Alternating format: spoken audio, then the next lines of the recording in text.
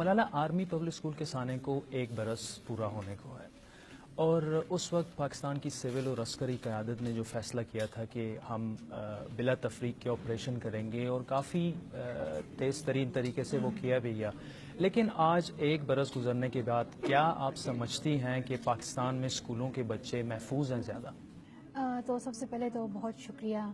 جیسا کہ آپ نے کہا کہ اس اٹیک کے بعد جس میں 132 بچے شہید ہو گئے، اس کے بعد حکومت ایک ہو گئی، ساری پارٹیاں ایک ہو گئے، اور ایسا لگ رہا تھا کہ اب ملک میں ایک اتفاق آئے گا، اور نیشنل ایکشن پلان بھی انٹروڈیوس ہوا، لیکن وہ صرف وہ فوکس یہ تھا کہ ہم صرف دہشت گردوں کو ماریں گے، اور بھی کچھ ہم یعنی مدرسوں میں ہم اس کو رجسٹر کرائیں گے، لیکن اس میں جو اہم چیز مسنگ تھی وہ تعلیم ہے.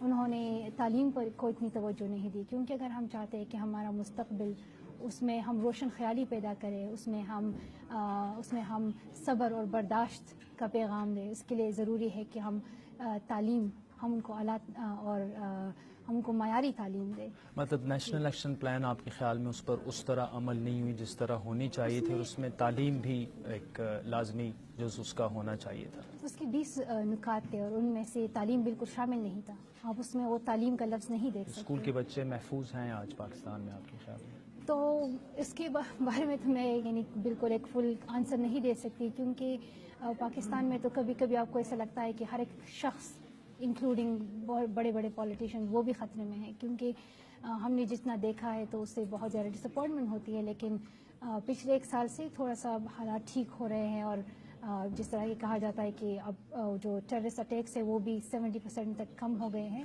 تو تھوڑی سی امید ہے، کیونکہ ملٹری آپریشن بھی اچھے طریقے سے رہا، اور حکومت اور سب پارٹیاں ایک بھی ہو گئی، لیکن تعلیم کو ابھی ضرورت ہے کہ ہم اس کو توجہ دیں. اچھا، اس تمام عرصے میں جو حکومت اور عسکری قیادت کی جانب سے جو حکمت عملی اپنائی گئی، جس میں شدت پسندوں کو سزائے موت دوبارہ انہوں نے متعارف کرائی، تو آپ کے خیال میں کیا وہ ٹھیک حکمت عملی تھی شدت پسندی کو ختم کرنے کے لیے؟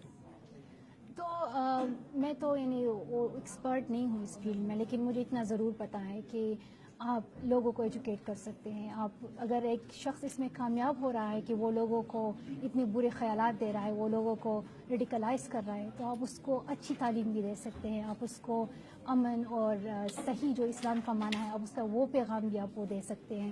میرے خیال میں الٹرنیٹیوز ہیں. Killing them is not the only solution to all this. Malala, آپ نے اپنی اسپیچ میں ایک بات کی تعلیم اور ضرب قلم کرنے کی، ضرب عزم کی بجائے. تو ایک تاثر یہ بھی ہے کہ پاکستان میں جو اسکولوں کا نصاب ہے وہ بھی شاید ایک وجہ ہے شدت پسندی، جس طرح ایک رجحان شدت پسندی کی جانب اور عدم برداشت ہے معاشرے میں. تو یہ نصاب کو آپ کے خیال میں چینج ہونا چاہیے پاکستان میں؟ تو جیسا کہ آج میں نے اسپیچ میں مینشن کیا کہ ملٹری آپریشن ہوا، اور میں یہ نہیں کہہ رہی کہ ضرب عزم ہونا چاہیے تھا یا نہیں ہونا چاہیے تھا، لیکن ہمیں ضرب قلم کی بہت زیادہ ضرورت ہے. ضرب قلم کے علاوہ، ضرب قلم کے بغیر ہم اس دہشت گردی کے مائنڈ سیٹ کو ہم ختم نہیں کر سکتے، کیونکہ اب بندوق کے ذریعے تو آپ دہشت گرد کو مار سکتے ہیں، لیکن آپ دہشت گردی اس سوچ کو نہیں مار سکتے. آپ اس سوچ کو صرف اور صرف تعلیم ہی کے ذریعے تبدیل کر سکتے ہیں.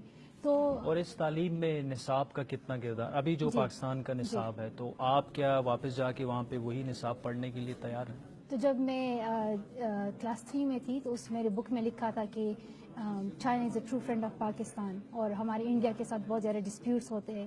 تو اگر ٹرو فالس میں کویسچن آ جاتا ہے کہ India is a true friend of Pakistan, تو آپ اس کو کراس لگا رہے تھے کہ یہ غلط ہے، اور چائنا اگر آ جاتا تو آپ ٹک مارک لگا رہے تھے کہ یہ صحیح ہے. تو اگر آپ ایسی تعلیم دیتے ہیں بچوں کو، تو اس سے تو بالکل بھی وہ صبر، تحمل اور برداشت وہ نہیں آئے گا ہمارے معاشرے میں. اگر ہم چاہتے کہ معاشرے میں امن ہو اور ہم ایک بہتری دیکھیں، تو اس کے لیے نصاب کو ٹھیک کرانا بہت ضروری ہے، اور اس کا ایک ریویو ہونا چاہیے بالکل ایک انڈیپینڈنٹ آرگنائزیشن کے تھرو. آپ نے فروغ تعلیم کے لیے کمپین کی. دنیا میں سب سے زیادہ انسپائر آپ کس سے ہوئی، کس پرسنالٹی سے ہوئی؟ تو جس سے بھی ملتی ہوں ایک انسپریشن ملتی ہے، کیونکہ آپ لوگوں سے بہت کچھ سیکھ سکتے ہیں. ان کی خامیاں ہو یا خوبیاں ہوں، آپ سب سے سیکھ سکتے ہیں.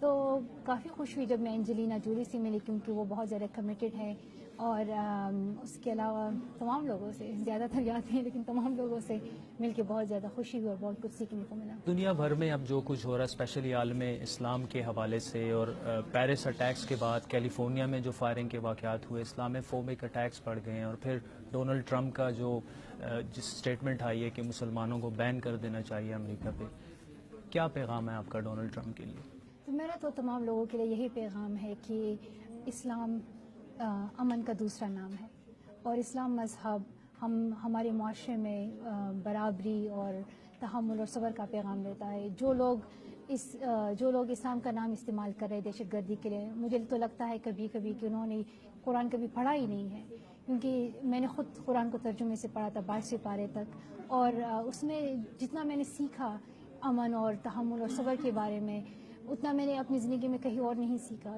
تو میں تو یہ ضرور کہوں گی کہ جو کہ ویسٹ میڈیا ہے یا ایسٹ ہے، جہاں کی بھی میڈیا ہے، اگر وہ ان ٹیررسٹ اٹیکس کے لیے صرف مسلمانوں کو وہ بلیم کریں گے، 1.6 بلین جو مسلمان ہیں، اگر اب صرف ان پر الزام لگائیں گے تو اب اسے دہشت گردی ختم نہیں کر سکتے. اس کی وجہ سے لوگوں میں اور غصہ پیدا ہوتا ہے، اور اس کی وجہ سے اور دہشت گرد پیدا ہوتے ہیں. تو بجائے اس برے اس غصے سے ہم اس سوچ کو ختم نہیں کر سکتے. ہمیں چاہیے کہ ہم امن کا پیغام پھیلائیں، اسی کے تھرو ہم ٹیررزم کو ختم کر سکتے ہیں.